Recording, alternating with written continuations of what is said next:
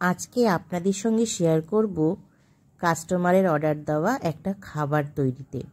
সেটা হলো chicken curry আর রুটির অর্ডার ছিল।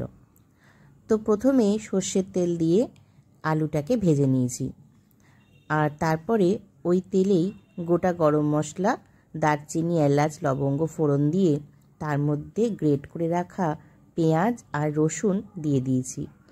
কাস্টমার বলে দিয়েছিল যে এর মধ্যে কোনো রকম চিনি দেওয়া যাবে না, কিন্তু আমি যে কোনো রান্নাতেই একটুখানি চিনি দিই, তো এক্ষেত্রে তো চিনি দেব না, তাই ভাবছিলাম কেমন হবে কে জানে।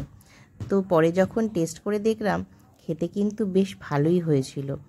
তো পেঁয়াজটা যেই একটু নরম হয়ে এসছে, তার মধ্যে চিকেনের টুকরো আর আলু দিয়ে নাড়াচাড়া করতে লাগলাম। আপনাদের সাথে তো শেয়ার করা হয়নি, আমার মা হঠাৎ করে অসুস্থ হয়ে গেছিল, মানে অজ্ঞান হয়ে তার মাথায় একটু চোটও পেয়েছিল।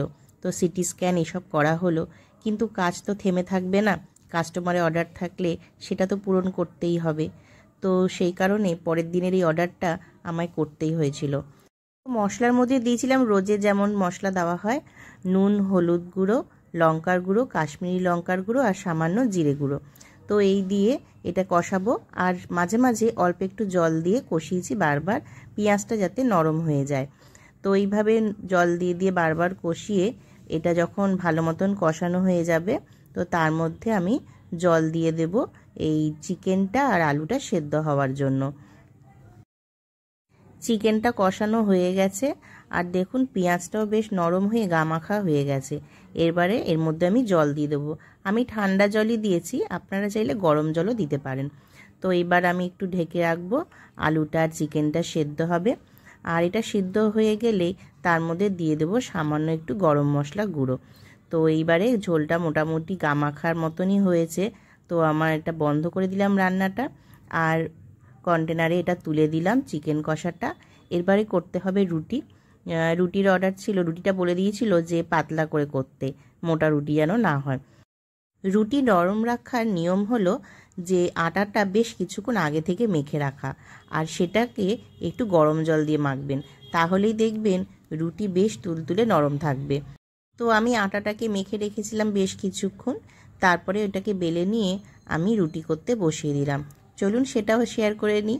আটা মাখার শেয়ার করলাম না, কেবল রুটি করার কিছুটাই দেখাচ্ছে আপনাদের সঙ্গে। এই হলো আমার রুটি করা। তো এই কাস্টমারের রুটি রেডি হচ্ছে।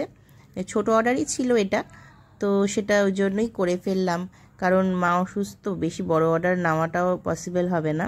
তো ছোট অর্ডারেই কাজটা করেছিলাম। তো এই যে পাতলা পাতলা রুটি করেছি। আগে জানেন তো আমি একদম পাতলা রুটি বেলতে পারতাম না, বেশ মোটা মোটা রুটিই করতাম, কিন্তু কাস্টমারের চাহিদা অনুযায়ী ধীরে ধীরে সেটাও আমি শিখে ফেলেছি। পাতলা পাতলা রুটি এখন আমি করতে পারি। তো এই যে দেখুন একদম পাতলা রুটি করেছি, আর এরপরে এই রুটিটাকেও প্যাক করে ফেলবো। তো কন্টেনারে চিকেনও দিয়ে দিয়েছি, আর রুটিটাও হয়ে এসছে আমার।